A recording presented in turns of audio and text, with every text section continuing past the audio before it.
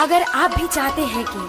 आपन म्यूजिक के वीडियो सबसे पहले आप तक पहुंचे, तो लाल बटन को दबाकर चैनल को सब्सक्राइब जरूर कर ले और साथ में बेल आइकन को दबाना ना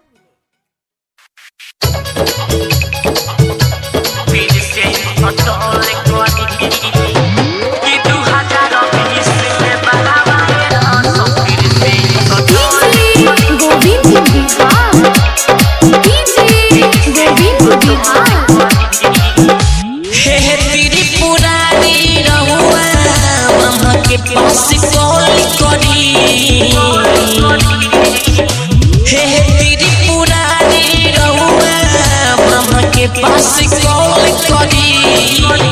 कि 2020 में बहावाए रस फिर से सटल करी कि 2020 में बहावाए रस फिर से सटल करी फिर से सटल करी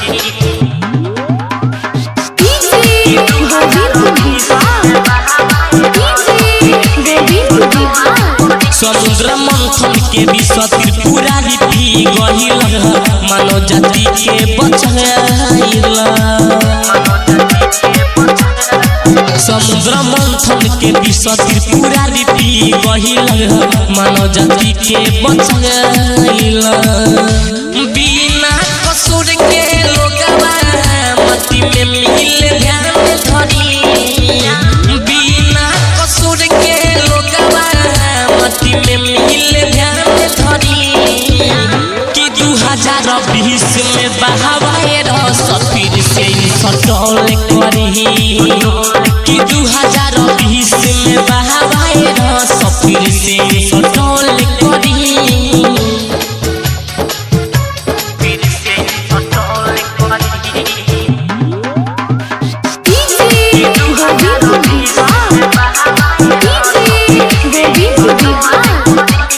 सूजी तो ज्वाला बढ़े सबके धड़कन मिले न कतहु दवाई।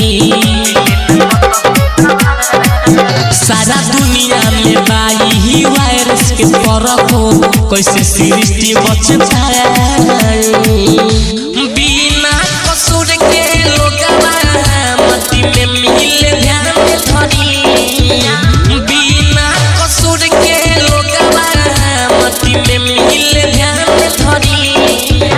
कि 2020 में बहावाए रस फिर से सटल करी